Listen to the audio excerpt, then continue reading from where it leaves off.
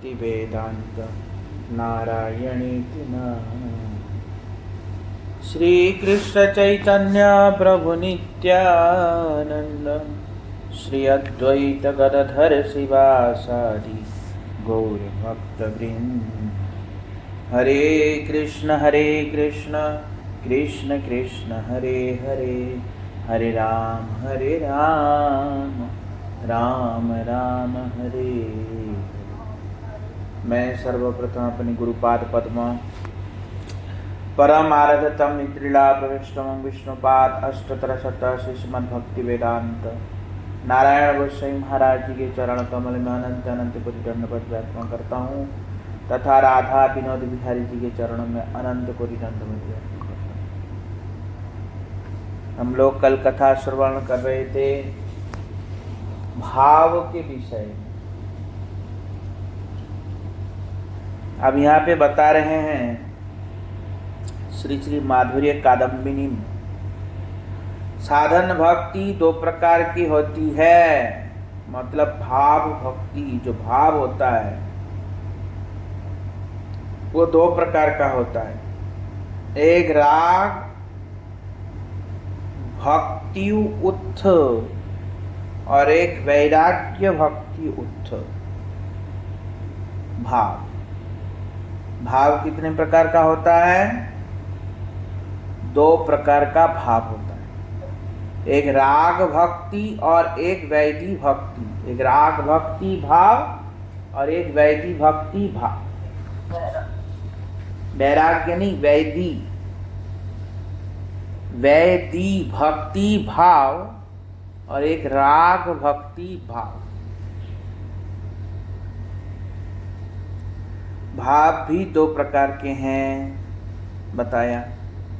राग भक्ति लोभमयी होती है और वैद्य भक्ति शास्त्र शासनमयी होती है। इसलिए भाव भी दो प्रकार के हैं।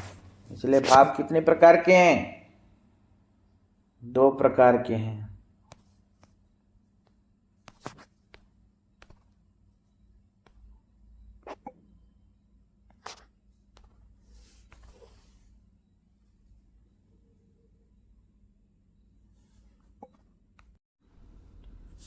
दो प्रकार के हैं।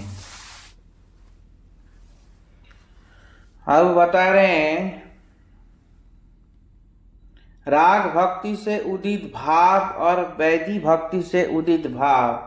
राग भक्ति से उत्पन्न होने वाला भाव जाति और परिमाण में वैदी भक्ति से उत्पन्न भाव की अपेक्षा अत्यंत श्रेष्ठ होता है। जो वैदी भक्ति से उत्पन्न भाव होता है उस भाव से राग भक्ति से जो उत्पन्न होता है वो भाव ज्यादा श्रेष्ठ है। वैदी भक्ति में ईश्वर बुद्धि के कारण भगवान के प्रति गौरव भाव उत्पन्न होने से आस्वादन में निर्बाध रूप में नहीं हो पाता। वैदी भक्ति में भगवान के प्रति गौरव भाव होता है, इसलिए वास्तविक में वो भक्ति का आस्वादन नहीं हो पाता है।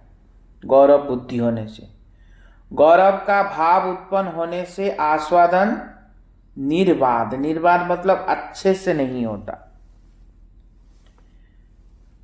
ऐसे भक्तों की श्री हरि में जो ममता होती है वह ऐश्वर्य ज्ञान द्वारा विद्ध होती है।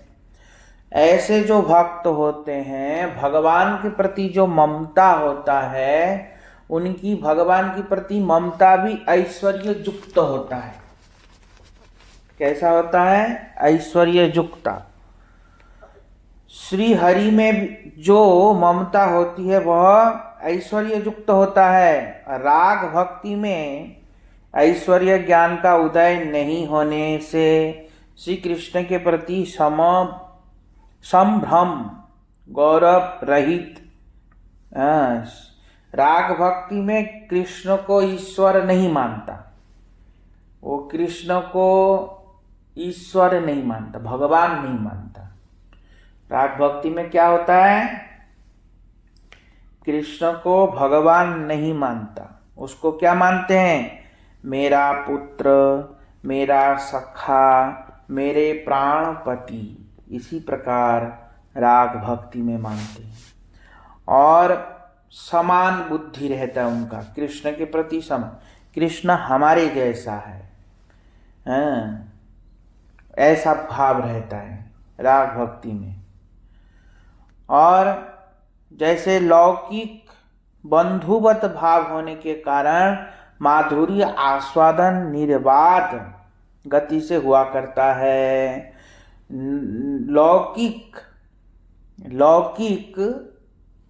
लौकिक आस्वादन मतलब क्या? लौकिक बंधु बांधव के जैसा।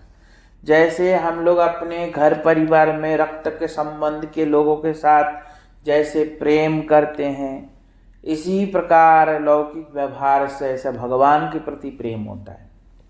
समझ में आया? इस प्रकार वैदिक भक्ति और राग भक्ति से उत्पन्न भाव भक्त के चिद विलास युक्त चित्त में उदित होकर अपने अपने भाव अनुसार भक्त आस्वाद्य हुआ करता है, मतलब भक्त आस्वादन करता है। तात्पर्य यह है कि वैदिक भक्ति जनित भाव प्रगाढ़ नहीं होता। जो वैदिक भक्ति जनित भाव है वो प्रगाढ़ नहीं होता, क्योंकि इसकी प्रकृति है शास्त्र भय से भजन में प्रवृत्ति और ऐश्वर्य ज्ञान मिश्रित प्रेम। इसमें श्री भगवान के प्रति ऐश्वर्य ज्ञान हेतु शिथिलता युक्त ममता होती है। भगवान के प्रति तो ममता है पर शिथिलता युक्त होता है। शिथिलता मतलब क्या है? मतलब कम ममता। शिथिल जानते हैं? शिथिल मतलब ठंडा पड़ जाना, कहते हैं ना शरीर शीतल हो गया तो शीतल। तो इसमें भगवान के प्रति प्रेम तो है, पर कैसा प्रेम है? बोलते ठंडा वाला प्रेम। समझ में आया? तो प्रेम इसमें श्री भगवान के प्रति ऐश्वर्य ज्ञान हेतु शिथिलता युक्त ममता होती है, ठंडा वाला ममता। इसमें सदा संकोच बना रहता है। इस प्रेम में क्या होता है? संकोच रहता है हमेशा। और शास्त्र के विधि विधान का सदा अपेक्षा भी रहती है। शास्त्रों के विधि विधान की भी अपेक्षा रहती है। शास्त्र में जैसे बताया भगवान है साक्षात, उनको ऐसे करके चलो, उनको वैसा करो, उनको साथ ऐसा करो, खड़े हो, स्तुति करो, ये सब है ना शास्त्र में बताया। तो डरा धमका के रखते हैं। तो डरा, जहाँ डर होगा भगवान के प्रति तो वहाँ ममता कैसे आ सकती है? वहाँ तो ममता नहीं हो सकता जहाँ डर होगा। तो वहाँ संकोच रहता है। क्या रहता है? संकोच। अतः श्री भगवान ऐसी वैदिक भक्ति से कभी भी वशीभूत नहीं होते। भगवान वैदिक भक्ति से वशीभूत नहीं होते। वैदिक भक्ति के द्वारा श्री कृष्ण की प्राप्ति प्रमाण भी शास्त्र में बिरले ही मिलते हैं। वैदिक भक्ति के द्वारा कृष्ण की प्राप्ति करना शास्त्रों में बिरले किसी को मिलता है, सब कोई को मिलता नहीं है। अतः इस वैदिक भक्ति जनित भाव में प्रगाढ़ता नहीं मानी गई। वैदिक भक्ति जनित जो भाव है उसमें प्रगाढ़ता नहीं होता, उसमें भाव प्रगाढ़ नहीं होता। इसलिए भक्ति मार्ग के अनुसार भक्त भी दो प्रकार के कहे गए हैं। एक राग मार्ग के अनुयायी और एक वैदिक मार्ग के अनुयायी। भक्ति मार्ग में दो प्रकार के भक्त हैं। एक राग मार्ग के मतलब मार्ग के अनुयायी और एक होता है भक्ति मार्ग के अनुयायी, वैदिक भक्ति के अनुयायी। समझ में आया? दोनों की चित्त वासना पृथक पृथक होती है। आप बता रहे हैं कि दोनों के चित्त की जो वासना है वो पृथक पृथक होता है। अच्छा, राम जी की भक्ति राग मार्ग से हो नहीं सकता, नारायण की भक्ति राग मार्ग से नहीं हो सकता। हाँ, द्वारिका कृष्ण की भक्ति राग मार्ग से नहीं होता। ये सब कौन से मार्ग से होता है? वैधि मार्ग से होता है। और ये लोग वैधि मार्ग से ही प्राप्त करते हैं। आजकल तो राम जी को बोलते हैं बिहारी और सीता जी को बोलते हैं बिहारन, पता नहीं क्या क्या बोलते हैं। हाँ, लोग कथा सुना रहे हैं आजकल, किशोरी, सीता जी को किशोरी, राम जी को बिहारी, ऐसे नित्य किशोरी नित्य बिहारी जी, ऐसे ऐसे करके राम जी की लोग कथा सुनाते हैं आजकल। पर सीता जी ना किशोरी है, ना राम जी बिहारी है। समझ में आया? बिहारी का मतलब क्या है? बिहार करने वाला। तो राम जी कभी विहार नहीं करते, ऐसे बिहारी के जैसा नहीं। तो इसलिए राम जी क्या है? मर्यादा पुरुषोत्तम, उनके अंदर मर्यादा होता है। और आजकल तो लोग वो पता नहीं क्या क्या करते हैं, मुझे तो समझ में नहीं आता। ओ, रामानुज संप्रदाय में आजकल बहुत कुछ ऐसे करते, उल्टा पुल्टा, सब उल्टा पुल्टा। रामानुज संप्रदाय में भी जो रामानंदी लोग बन गए हैं ना, ये सब कृष्ण को क्या बोलते हैं, कोई कोई बोलते हैं हम तो राम जी के सखी रूप में भजन करते हैं, ऐसे बोलते हैं। ये जो हमारे जगत प्रभु आते हैं, वो उनके वहां जाते हैं वो लोग, तुलसीपीठ महाधीश के पास, तुलसीपीठ के पास। तो वो लोग कहते हैं कि हम सखी रूप में भगवान की उपासना करते हैं, राम जी हमारे दामाद हैं और हम किशोरी जी के सखी, ऐसे ऐसे कहते हैं। हाँ, हमारे जीजा है, कौन है? जीजा, ऐसे, और हम उनके सखी, ऐसे ऐसे करके करते हैं राम जी का। पर ऐसा राम जी का भजन संभव नहीं है, हो ही नहीं सकता, कर ही नहीं सकते। मैंने इसके लिए उदाहरण दिया था उनको, वो ऐसे बोले थे, मैंने बोले ये भाव ही गलत है। तुम जिस संप्रदाय में हो, तुम्हारे उस संप्रदाय में ये भाव ही गलत है। समझ में आया? विजाति भाव है, विजाति भाव क्यों? क्योंकि वो भाव उस संप्रदाय में नहीं है, तो वहां से मिलेगा कहां से? तो इसलिए मैंने बोला, जिस समय राम जी अशोक वाटिका में गए थे, क्या नाम है, जनकपुर की जितनी भी कन्याएं थीं, वो सब कन्या कहा कि हम आपसे विवाह करना चाहते हैं, आप हमको ग्रहण कीजिए, ऐसा कहा। यहां तक कि जो ऋषि तपस्या कर रहे थे वहां, गोपाल मंत्र के प्रभाव से वो लोग राम जी को देख के आकर्षित हो गए, और वो लोग भी कहा कि आप हमको ग्रहण कीजिए। तो राम जी ने दो टुक मना कर दिया, उनको कह दिया कि जब मैं द्वारिका में कृष्ण बन के आऊंगा तब आप हमारे पत्नी बन के आना, अभी इस भाव में संभव नहीं। राम जी ने दो टुक मना कर दिया। तो कहने की तात्पर्य क्या है कि जो व्यक्ति राम जी की उपासना करेगा, मतलब वैधि मार्ग में रह के, और सोचेगा मुझे राग मार्ग मिल जाए, ऐसा संभव नहीं है। तो इसलिए राम जी की जो उपासना होता है वो वैधि मार्ग से होता है, रागानुगा से नहीं होता। हाँ, नारायण की जो उपासना होता है वो वैधि मार्ग से होता है, रागानुगा से नहीं होता। रागानुगा भक्ति केवल और केवल ब्रज में ही प्रसिद्धि पाता है, ब्रज भक्ति ही होता है, अन्यथा कहीं नहीं होता।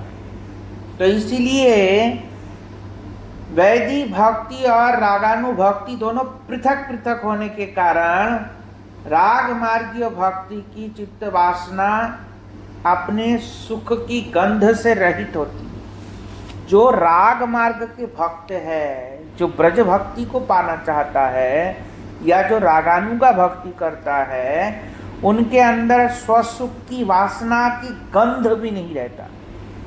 वह केवल कृष्ण सुखई कथा तात्पर्यमयी, मतलब कृष्ण सुखई कथा तात्पर्य, वहां केवल कृष्ण सुख की ही इच्छा होता है, स्वसुख की इच्छा ही नहीं होता, गंध भी नहीं रहता राग भक्ति में। और वैधी मार्गीय भक्त के चित्त में स्वसुख की वासना प्रधानता रहती है, भगवान की सुख की वासना कम होता है, वहां स्वसुख की वासना की प्रधानता होता है। समझ में आया? वैधी भक्ति में स्वसुख की वासना प्रधानता होता है, अपने सांसारिक तापों की निवृत्ति तथा मुक्ति में ही उसकी चित्त वासना पर्यवासन होता है। मतलब उनका मुक्ति के प्रति भी इच्छा होता है, संसार से छुटकारा मिल जाए, हमको मुक्ति भी मिल जाए। इन पृथक पृथक चित्त वासनाओं के अनुसार भाव भी दो प्रकार के स्फुरित होकर पृथक पृथक रूप में आस्वादित होता है। इसलिए भाव दो प्रकार का है, एक वैधी भाव और एक राग भाव। तो वैधी भक्ति भाव और एक है राग भक्ति भाव। भक्तों में श्री कृष्ण की सेवा वासना भी अनेक प्रकार की होती है, मुख्यतः 5 प्रकार की मानी गई है। वैसे तो भक्तों में भगवान की सेवा अनेक प्रकार के होते हैं, पर मुख्यतः 5 प्रकार की मानी गई है सेवा भगवान के प्रति। शांत, दास्य, सख्य, वात्सल्य और मधुर। पहले भक्त केवल श्री कृष्ण के स्वरूप में ही निष्ठा रखते हैं, अर्थात परब्रह्म परमात्मा मानते हैं, उन्हें शांत भक्त कहते हैं। जो भक्त भगवान को परब्रह्म, सर्वेश्वर, सर्वशक्तिशाली ऐसे ऐसे जो मानते हैं भगवान को, वो उसको क्या कहते हैं?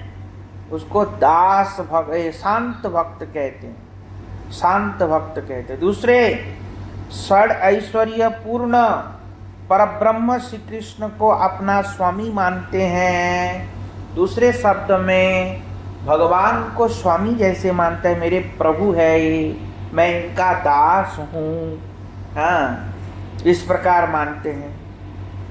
उनको दास भक्ति कहा जाता है, दास भाव में निष्ठा है, हाँ, इसलिए उनको दास सेवक कहा जाता है। मतलब शांत भक्त और दास भक्त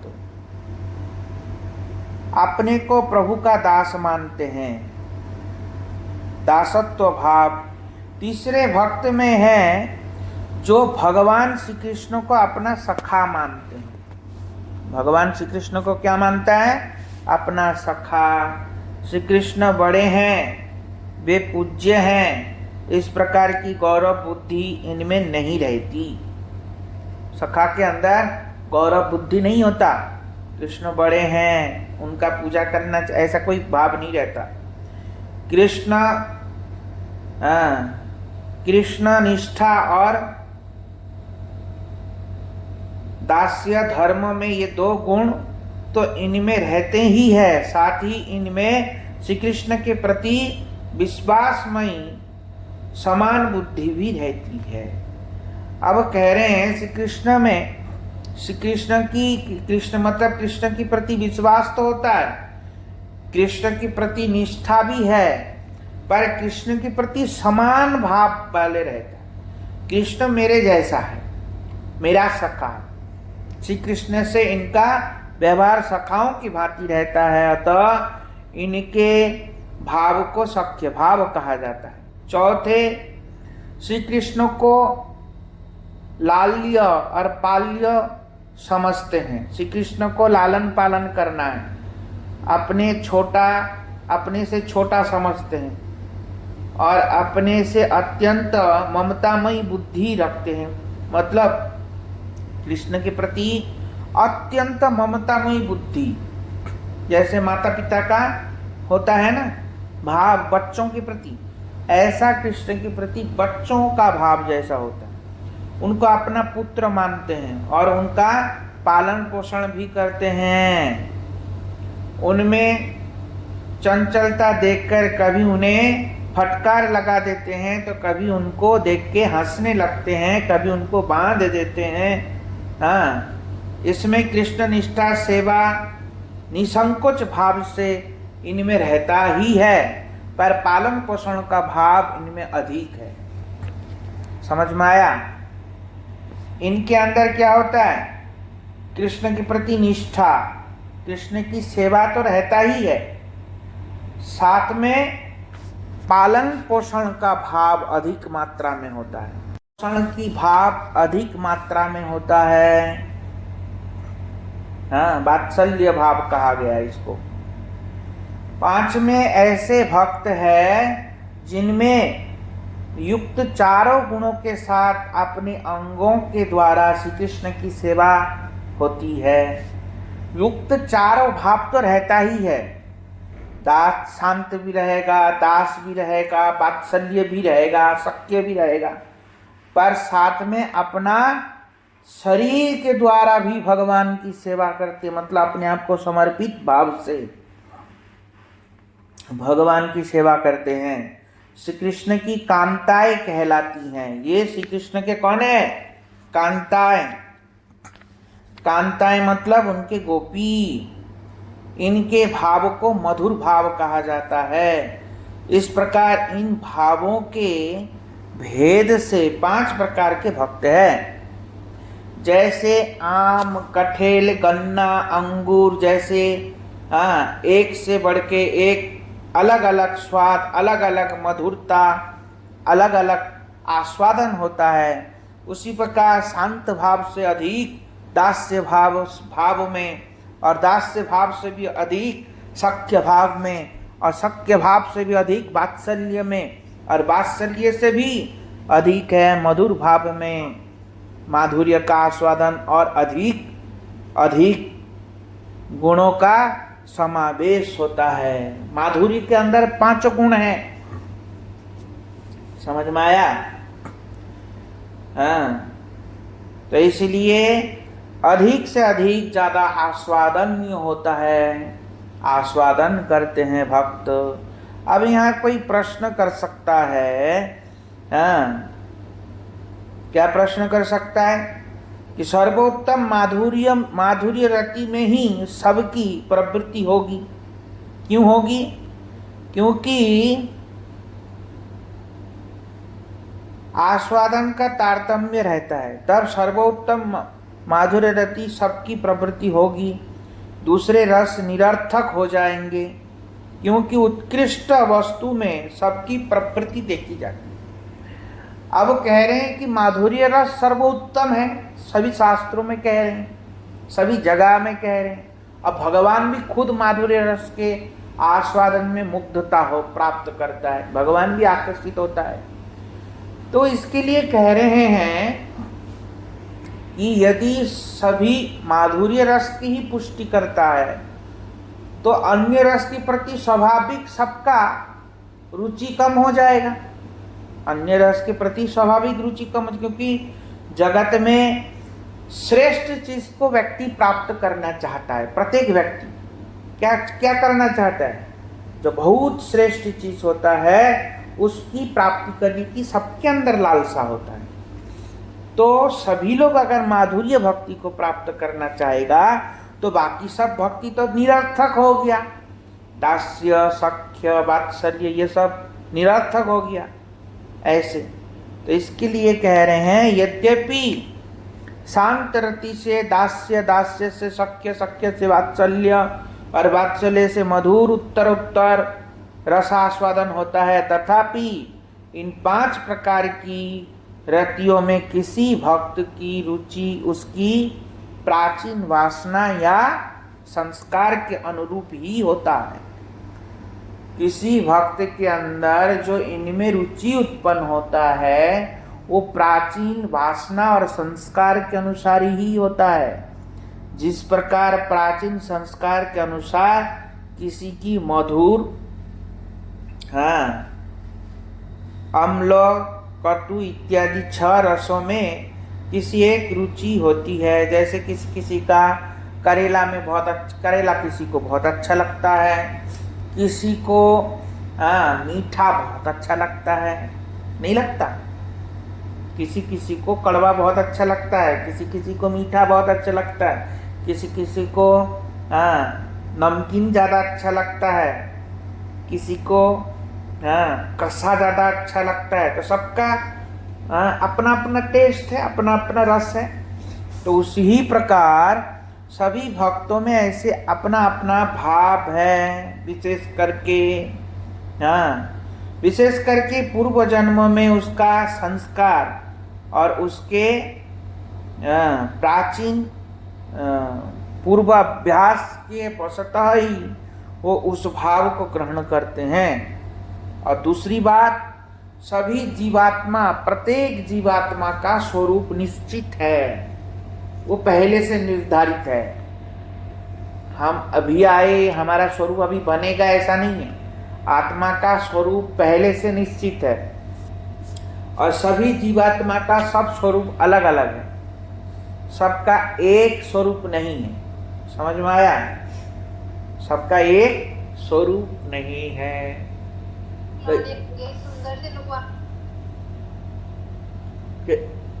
तो इसीलिए सभी जीवात्मा का स्वरूप क्या है? अलग अलग है और पहले से ही निश्चित है सबका स्वरूप। तो इसलिए सब अपने अपने स्वरूप के अनुसार ही भगवत भक्ति को प्राप्त करता है। तो इसलिए श्रेष्ठता बताया है। इसलिए यहाँ पर एक और शंका उत्पन्न हो सकती है कि इन रतियों में श्रेष्ठता और निकृष्टता का विचार कौन करेगा? जिसमें कोई वासना नहीं है और जिसमें केवल एक ही वासना है, वे लोग इसका विचार करने में समर्थ नहीं है, क्योंकि उन्हें अन्य रसों का आस्वादन नहीं है। जिनमें बहुत वासना है, उनमें बहुरस आस्वादन हेतु विचार की क्षमता नहीं होती। तथापि जो एक रस में मग्न है, वे ही विचार करने में सक्षम है, क्योंकि दूसरे रसों का उन्हें आस्वादन नहीं होने पर भी उसके समान रस के उपमान अर्थात तुलना प्रमाण के द्वारा विष दृश्य रस को कौन सा द्रव्य पुष्ट अथवा अपुष्ट करता है, उसके दर्शन से अनुमान कर वह विचार करेगा। जिस प्रकार उद्धव महाशय, अब यहाँ पे उदाहरण दिया, बोल रहे हैं अब देखो कोई व्यक्ति निकृष्ट रस है किसी के, मतलब नीचे वाले रस, निकृष्ट तो नहीं कहेंगे, नीचे वाले रस, जिसका नीचे वाले रस में आसक्ति है, मतलब कोई दास है, कोई सखा है, वो ऊंचा वाले भावों को कैसे पता लगाएगा कि इनका भाव ऊंचा है? ये कैसे पता लगाएगा? तो बोलते हैं जो एक रस में रहता है उनको पता चल जाता है कि इनका भाव और ज्यादा श्रेष्ठ है, ऐसा करके। तो इसके लिए यहाँ पे उदाहरण दिया उद्धव का।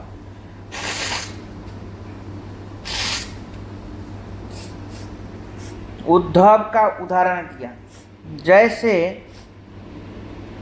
उद्धव महाशय सख्य मिश्रित दास्य रस का भक्त होने पर भी दास्य की प्रधानता हेतु दास्य भक्त कहे जाते। यद्यपि उद्धव सख्य मिश्रित दास भक्त है। उद्धव क्या है? सख्य मिश्रित दास भक्त है। उद्धव के अंदर सखा भाव भी है, पर दास्य भाव उनके अंदर प्रधान है, इसलिए उसको सख्य भाव दास मिश्रित भक्त कहा जाता है। और दास्य प्रधान हेतु होने के कारण उसको दास्य भक्त भी कहा जाता है। दास्यता प्रधान होने के कारण उसको दास्य भक्त प्रधान कहा जाता है। किंतु अपने रस में मग्न होकर ब्रज सुंदरियों की मधुर रति के प्रति अद्भुत उद्भास दर्शन कर, उनकी श्रेष्ठता का अनुमान कर, उनकी श्री चरण रेणु को प्राप्त करने के लिए उन्होंने वृंदावन में तृण गुलमलता रूप में जन्म की प्रार्थना की है। श्रीमद् भागवत में इसका प्रमाण है। जब ब्रज सुंदरियों की महाभाव को देखा कि उनका कृष्ण के प्रति कितना प्रेम, कितना प्रीति है, उसको देख करके उनके अंदर भी वो वासना जागृत हो गया कि हमको भी यही भाव प्राप्त हो। और कह रहे थे एक दिन में वापस आ जाऊंगा, और ब्रज में 3 महीना तक उद्धव गोता लगाते रह गए नहीं, और 3 महीने के बाद ब्रज से वापस पुनः मथुरा गमन किया था। और ब्रज में प्रार्थना कर रहे हैं। क्या प्रार्थना? आशा मोह चरण रेणु जुषा महम श्याम गुलमलता औषधि नाम। मेरी आशा है कि ब्रज में कोई गुलमलता औषधि बन जाऊं, घास बन जाऊं, तिनका बन जाऊं, ताकि गोपियों के चरण धूल प्राप्त करके मेरा जीवन धन्य हो जाएगा, धन्यति धन्य हो जाएगा। इसी प्रकार भाव उद्धव व्यक्त किया है। नहीं समझ में आया? तो इसलिए यहाँ पे कह रहे हैं। और भी कहा, वंदे नंद ब्रज स्त्रीणाम पाद रेणु अभिक्षणस। मैं नंद गांव की स्त्रियां, उन स्त्रियों में सर्वश्रेष्ठ स्त्री जो कि श्रीमती राधा रानी है, उनके चरण रेणु को प्राप्त करने की इच्छा करता हूँ। ऐसे उनके चरण धूल अगर मुझे प्राप्त हो जाए, मैं धन्य हो जाऊंगा। इसी प्रकार भागवत में प्रार्थना किया। तो बोलते हैं भक्त को पता चल जाता है, इसीलिए प्रार्थना किया। तो कहने की तात्पर्य क्या है? ये पांचों भाव अपनी अपनी शक्ति द्वारा ही विभाव, अनुभाव एवं संचारी रूप प्रजा को प्राप्त कर स्वयं ऐश्वर्य समन्वित स्थायी भाव रूप राजा बनकर शांत दास्य सख्य वात्सल्य तथा उज्ज्वल नाम से वैशिष्ट भेद से रस रूप में परिणत हो जाते हैं। सभी रसों का आस्वादन करने लगता है। श्रुतियों ने ऐसा कहा कि स्वयं भगवान ही रस स्वरूप है। भगवान स्वयं रस स्वरूप है। उनको प्राप्त कर जीव आनंद प्राप्त करता है। जैसे नद नदी, नद नाला नदी, नद मतलब नाला, नदी, तड़ा तालाब, तड़ा आदि मतलब तालाब या कुआं। जल रहने पर भी जल निधि समुद्र ही समस्त जल का आश्रय है। सभी जलों का आश्रय कौन है? समुद्र है। सभी जलों का आश्रय कौन है? जितने भी जल है उन सभी जलों का आश्रय स्थल कौन है? समुद्र है। समुद्र है ना। लोग कहते हैं ना हम यहाँ पे जल खोद रहे हैं पर सब समुद्र से कनेक्टेड है, नहीं कहते हैं। हम यहाँ खोद तो रहे हैं, कुएं में पानी कैसे आता है? क्योंकि वो समुद्र से कनेक्टेड होता है, इसलिए स्रोत होता है। तो सब वास्तविक में धरती भी समुद्र के ऊपर टिका हुआ है। संपूर्ण पृथ्वी समुद्र के ऊपर है, नहीं है? हैं? पृथ्वी किसके ऊपर है? पृथ्वी पानी में तैर रही है।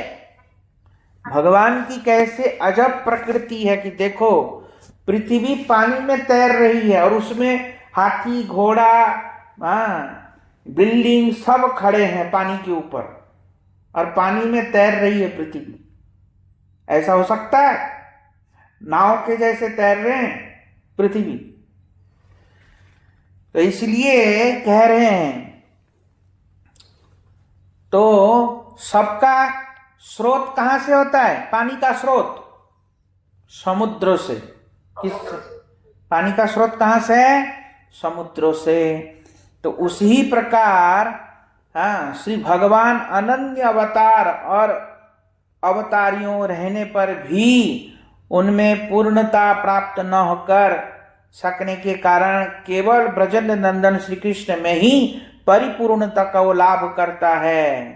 वे श्री ब्रजंड नंदन ही भाव की परम परिणत में प्रकाशित होकर प्रेम उदित करने में साक्षात मूर्तिमान रस स्वरूप में रसिक भक्तों को अनुभूत होते हैं। क्या कह रहे हैं यहाँ? यद्यपि भगवान के अनेक अवतार हैं, सभी अवतार में भगवान के सभी अवतारों में क्या है? सभी अवतारों में पूर्ण रस नहीं है, किसी में कोई रस है, किसी में कोई रस है, पर कृष्ण में परिपूर्ण रस है। कृष्ण में क्या है? परिपूर्ण रस है।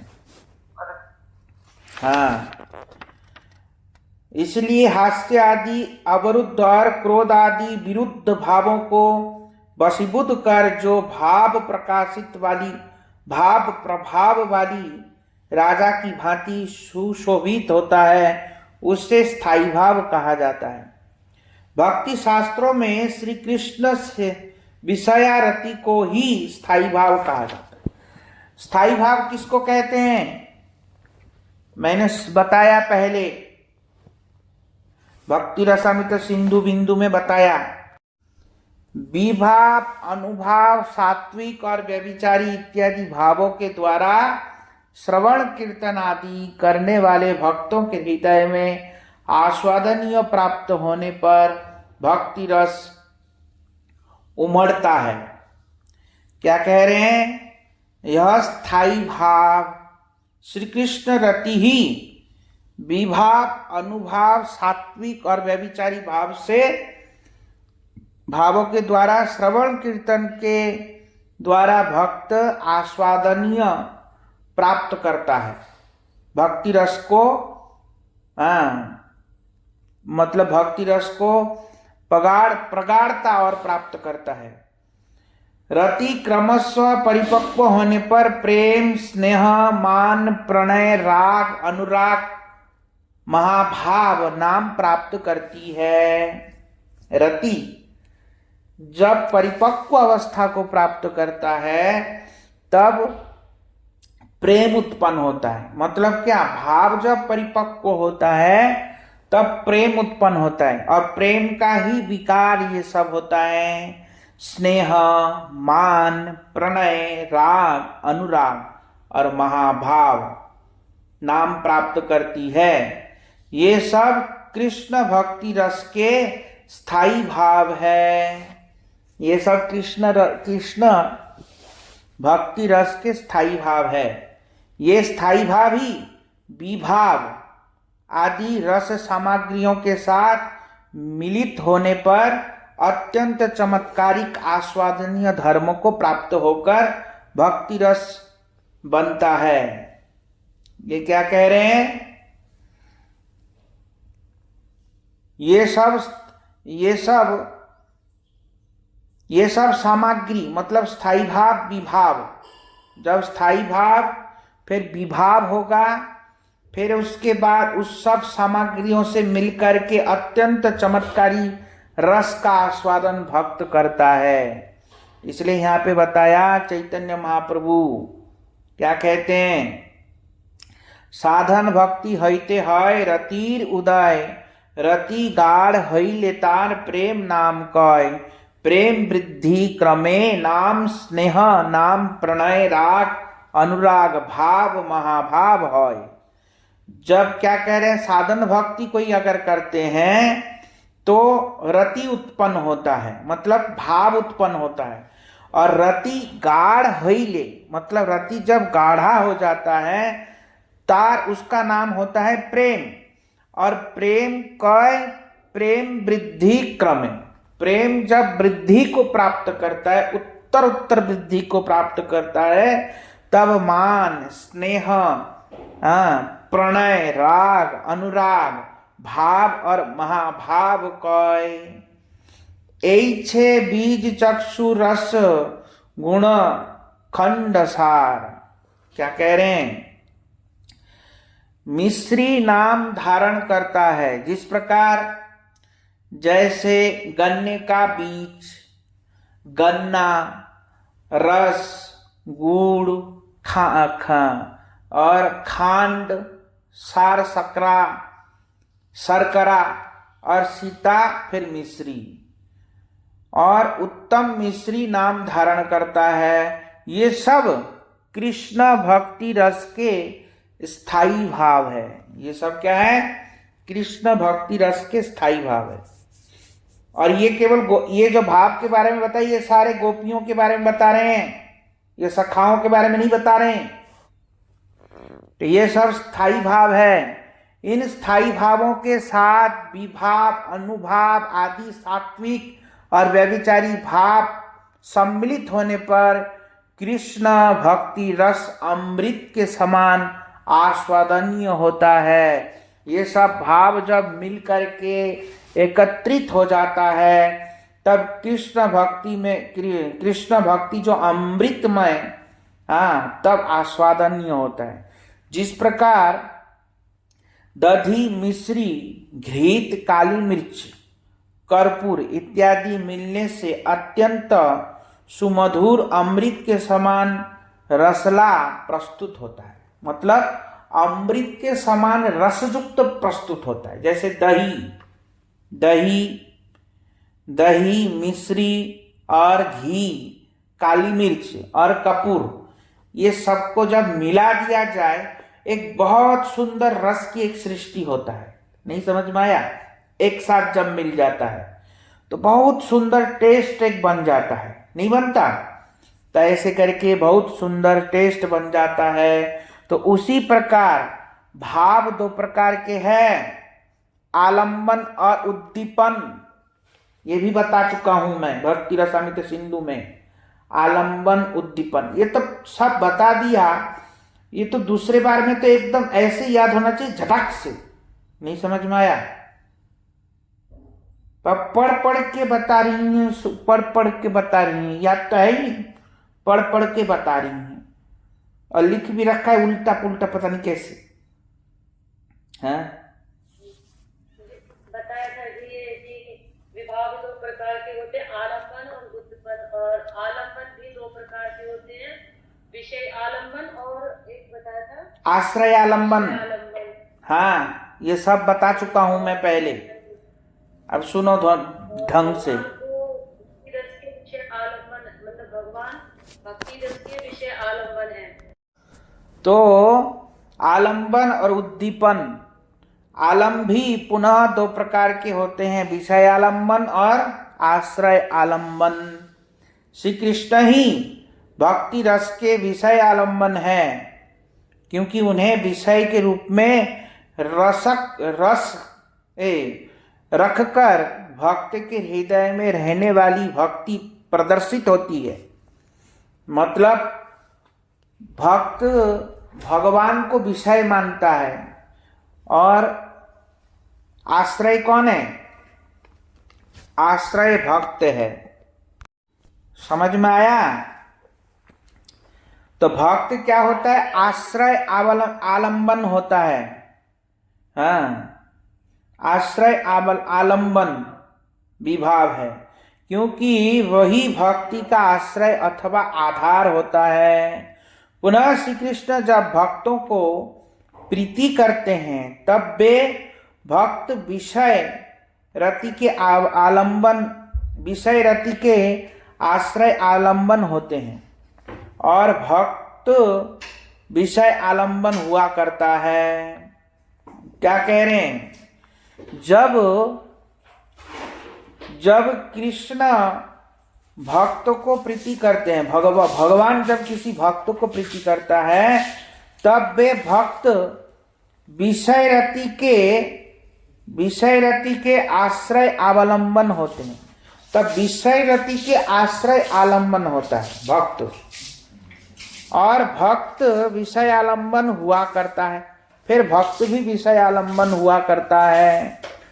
मतलब कृष्ण का विषय कौन बन जाता है? भक्त बन जाता है। कब?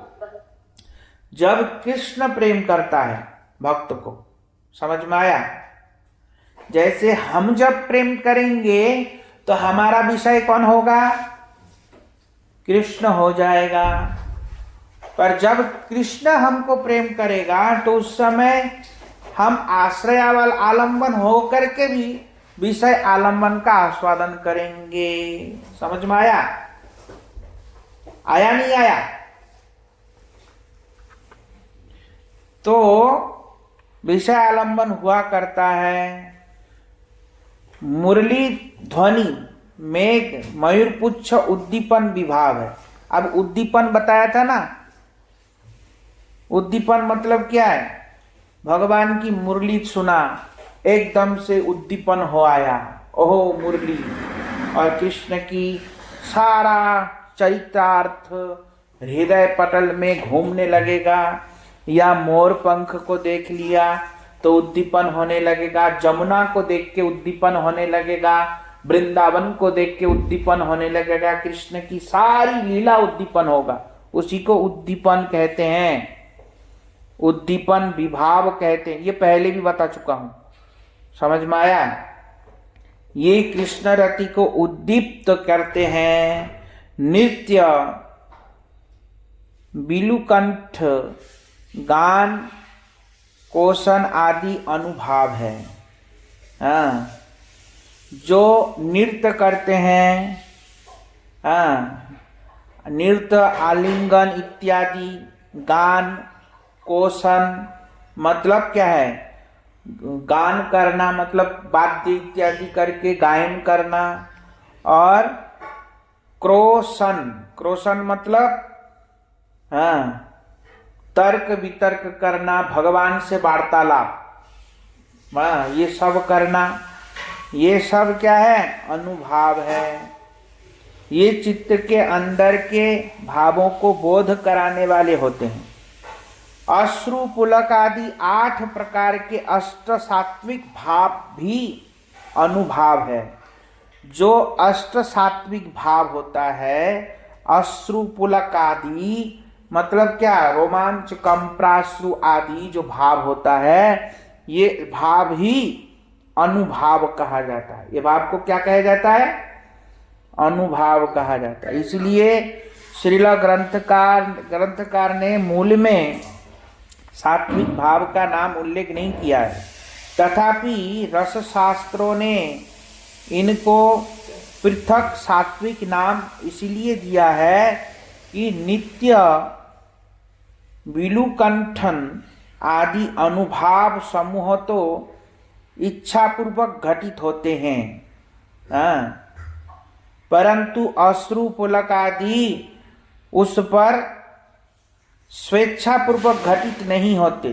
चित्त के भाव क्रांत होने पर भी ये स्वयं ही प्रकाशित होते। जैसे नृत्य करना, गायन करना मतलब नृत्य करना, गाना, नाचना या गाना, ये हमारे बुद्धि से या हम सोच करके तब करेंगे।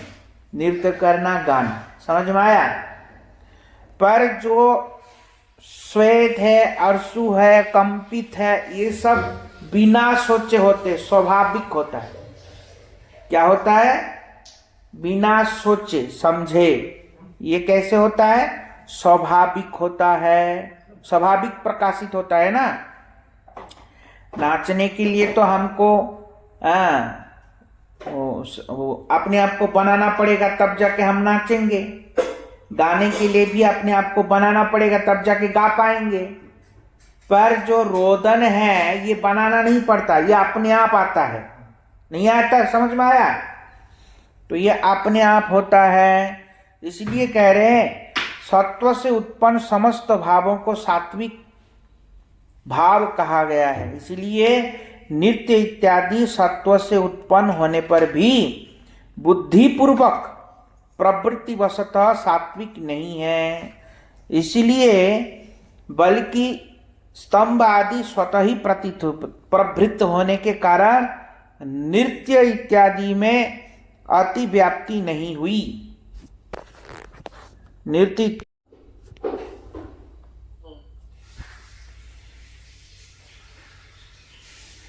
आप बता रहे हैं निर्वेद आदि 33 प्रकार के संचारी या व्यभिचारी भाव, इसको या तो संचारी भाव कहते हैं या व्यभिचारी भाव कहा जाता है। निर्वेद आदि हमने बता दिया 33 प्रकार के भाव, उसको संचारी या व्यभिचारी भाव कहा जाता है। भाव की गति को संचारण करने के कारण इनका नाम संचारी हुआ है। ये स्थायी भाव रूप रस समुद्र में तरंगों की भांति उत्पन्न होकर उस समुद्रों को उद्भासित करते हुए उसी में विलीन हो जाते हैं। जब भक्त का स्थायी, जिस भाव भक्ति में उसकी स्थायी भाव होती है, उसी भाव में स्थायी भाव में रह के ये सब 33 प्रकार के भाव समूह उसके अंदर प्रकट होते हैं और पुनः विलीन होता है।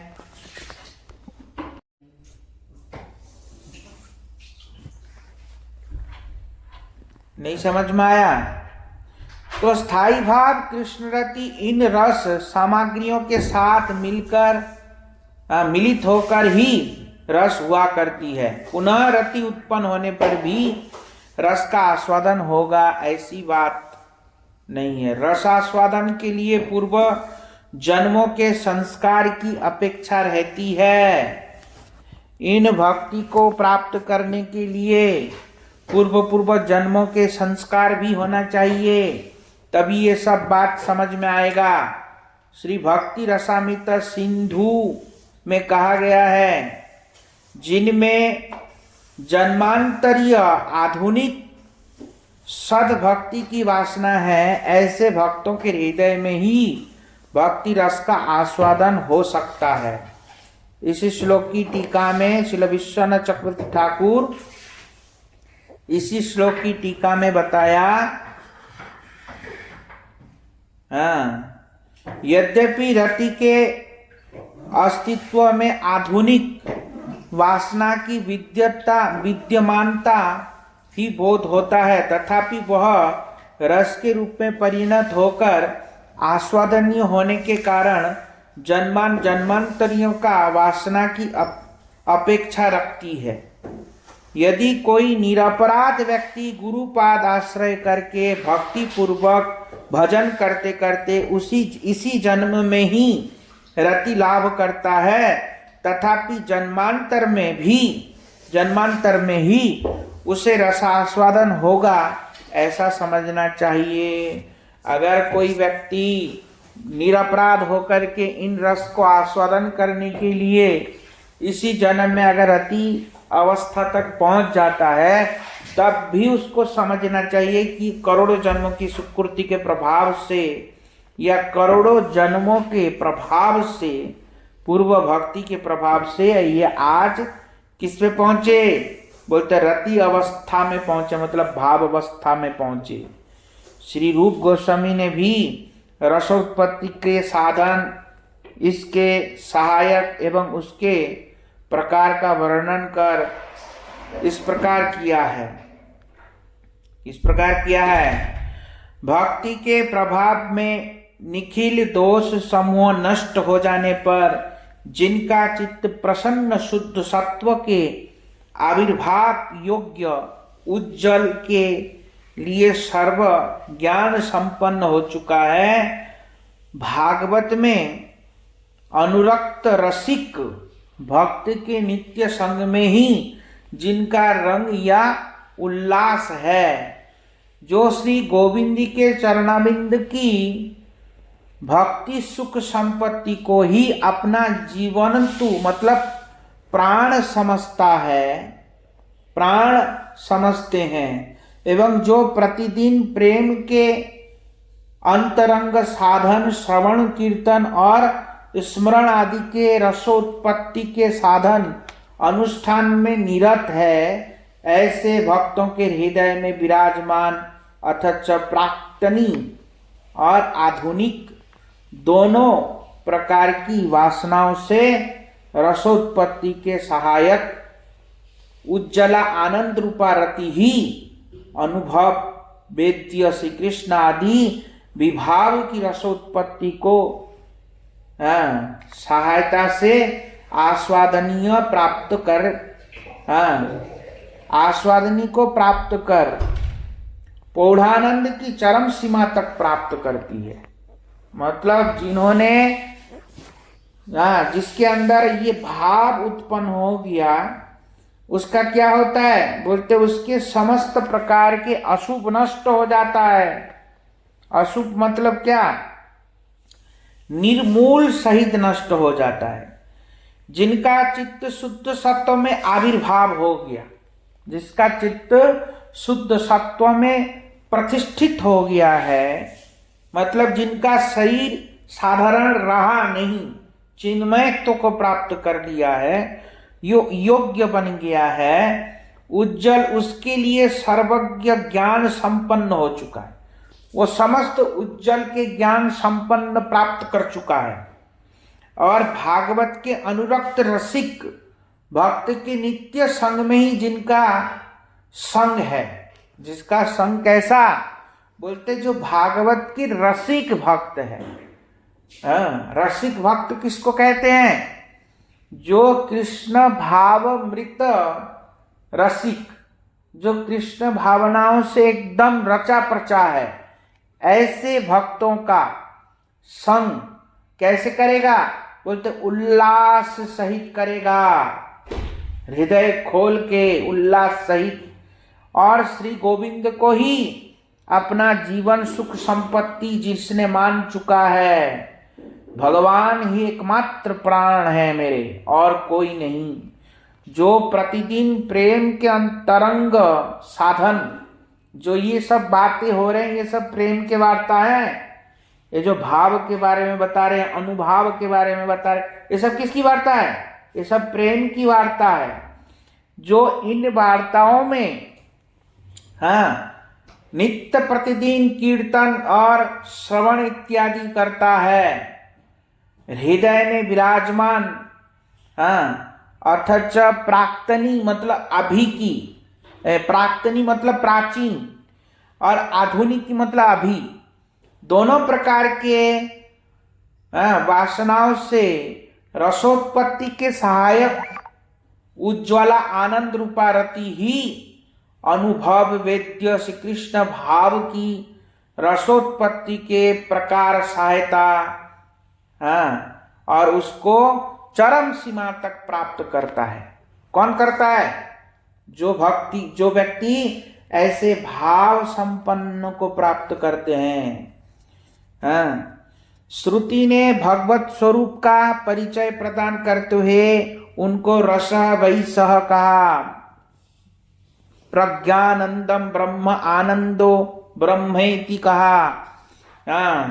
व्यजनात् बतलाकर जिस प्रकार उनकी रस रूपा की घोषणा की है, उसी ही रस हेयावाम लब्धानंद भवति, लताकर आनंद लोलुप जीवों को उस आनंद का आस्वादन करने के लिए प्रोत्साहित किया है, जिसको जीव को श्रुतियों ने उस भगवान के रसास्वादन करने के लिए श्रुतियों ने क्या किया, बोलते प्रोत्साहित किया, उनको बताया कि रसों में सर्वश्रेष्ठ रस किनके अंदर है, बोलते श्याम रस ही सर्वश्रेष्ठ रस है। और सभी रसों का समूह किसके अंदर है, बोलते भगवान के अंदर, भगवान श्री कृष्ण के अंदर अखिल रसमृत सिंधु है। यद्यपि भगवत स्वरूप में संपूर्ण रूप से रस का विकास नहीं देखा जाता, सभी भगवान के अंदर संपूर्ण रूप से रस का विकास नहीं देखा जाता। चाहे वो बराह अवतार हो, चाहे वो नरसिंह अवतार हो, चाहे वो राम अवतार हो, परंतु कृष्ण में संपूर्ण रस दिखता है, देखा गया है।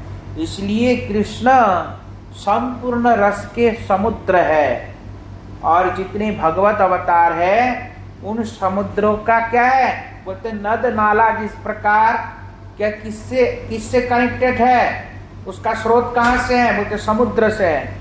उसी प्रकार भगवत जितने भी रूप है उन सभी रसों का स्रोत कहाँ से है? बोलते कृष्ण से है। किससे है? कृष्ण से है। हाँ, तो इसीलिए इस रस का अनुभूति कर भक्त आनंदित होकर के और उसी रस का कीर्तन गाने लगता है। तो इसलिए कह रहे हैं, जब कोई व्यक्ति, जैसे बताया ना पहले, क्लेशाग्नि शुभदा बताया, 2 पत्ती होता है, क्लेशाग्नि शुभदा, और फिर उसके बाद लता निकलता है, तो उसके बाद निष्ठा भाव ये सब आता है ना। तो ये क्या है? बोलते धीरे धीरे पत्ता है, डाली है, उसके बाद ये सब आते आते कहाँ आते हैं? बोलते भाव में आते हैं। और भाव को क्या कहा? कुसुम। कुसुम मतलब कली नहीं कहा? भाव रूपी कली खिलता है। और प्रेम क्या है? प्रेम उसका फल है। प्रेम क्या है? भाव रूपी पुष्प का प्रेम है फल। ये सब बताया ना पहले। तो बोलते हैं जैसे भक्ति रस में इतना आनंदित है, इतना आस्वादनीय है कि देखो पूर्व भाव त्याग किए बिना दूसरी चीज को प्राप्त करता है। जैसे क्या भाव आने से भाव खत्म होके प्रेम आएगा? बोलते नहीं। जैसे पुष्प होने से पुष्प खत्म हो जाता है तब जाके फल आता है, ऐसा होता है ना? पर भक्ति में ऐसा नहीं होता। पूर्व भाव त्याग किए बिना ही दूसरा भाव को प्राप्त करता है। यही भक्ति का चमत्कारिता है। इसलिए भाव रहते हुए ही प्रेम को प्राप्त करता है। मतलब भाव ही परिपक्व जब होता है तब प्रेम प्राप्त करता है। इसी प्रकार कथा सब बताया। ठीक है, बाकी की कथा हम लोग कल श्रवण करेंगे। वांछा कल्प